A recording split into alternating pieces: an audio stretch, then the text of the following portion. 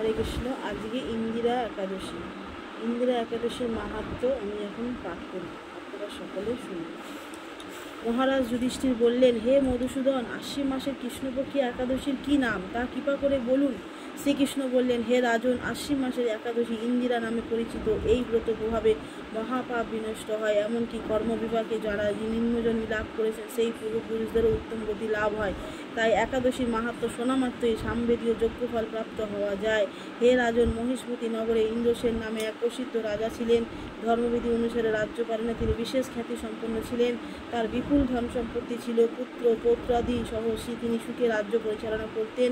বিষ্ণুভক্তি পরায়ণ সেই রাজা নিরন্তর শ্রী গোবিন্দ নাম গানে মগ্ন থাকতেন। একদিন রাজা সুখে রাজসভায় বসে আছেন, এমন সময় দেবশ্রী নারদ স্বর্গ থেকে সেখানে এলেন। তাকে দর্শন করে রাজা হাত জোর করে উঠে দাঁড়ালেন, দণ্ডবোধ প্রণাম করে মুনিকে আসন পাদ্য অর্ঘ্য আদি ষোড়শোপচারে পূজা নিবেদন করলেন। তারপর বললেন, হে মুনিবর, আপনার দর্শন মাত্র আমার যাবতীয় যজ্ঞফল লাভ হয়েছে। এখন আপনার আগমনের কারণ জানিয়ে আমাকে কৃতার্থ করুন। দেবশ্রী নারদ বললেন, হে মহারাজ, অতি বিস্ময়কর এক কথা শ্রবণ করুন। আমি এক সময় যমলোকে গিয়েছিলাম, সেখানে যমরাজের সভায় বহু পুণ্যকারী আপনার পিতাকে দেখলাম। ব্রতভঙ্গ পাপে তাকে সেখানে যেতে হয়েছে। রাজন, আপনার পিতা যে সংবাদ প্রেরণ করেছেন আমি এখন তা আপনাকে বলছি। তিনি বললেন, হে ঋষিবর, মহিষ্মতি ইন্দ্রসেন রাজা আমার পুত্র। তাকে বলবেন যে আমি বহু পুণ্য অনুষ্ঠান করলেও কোনো কারণবশত জমালয়ে আসতে বাধ্য হয়েছি। আপনি কৃপা করে তাকে সর্বপাপনাশক ইন্দিরা একাদশী ব্রত পালন করতে বলবেন। সেই ব্রত প্রভাবে আমি নিষ্পাপ হয়ে স্বর্গলোকে যেতে সমর্থ হব। এই কথা জানবার জন্যই আমার আগমন। হে রাজন, আপনার পিতার মঙ্গল বিধানে আপনি যথাবিধি ইন্দিরা ব্রত পালন করুন। রাজা জিজ্ঞাসা করেন, হে দেবশ্রী, সেই ইন্দিরা ব্রতের বিধি কি? কোন তিথি বা কোন পক্ষে এই একাদশী ব্রত করা কর্তব্য তা কৃপা করে আমাকে বলুন।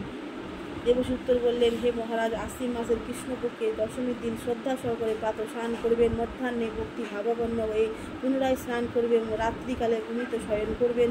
পরের দিন একাদশীতে প্রাতঃকৃতাদি সমাপন করে নিরাহারে থাকবেন। ব্রতের নিয়মাবলী দৃঢ়ভাবে পালন করবেন। হে পুণ্ডিকা প্রয়োজিত এই শরণাগতের প্রতি কৃপা করুন।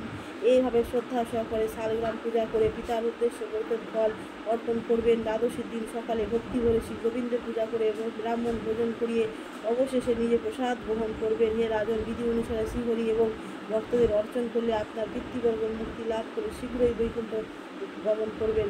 রাজাকে এই উপদেশ দিয়ে দেবশ্রী নারদ প্রস্থান করলেন। রাজা ইন্দ্রসেন মুনিবরের উপদেশ অনুসারে পুত্র পরিজন সহকারে ভক্তি সহকারে এই ইন্দিরা ব্রতের অনুষ্ঠান করলেন।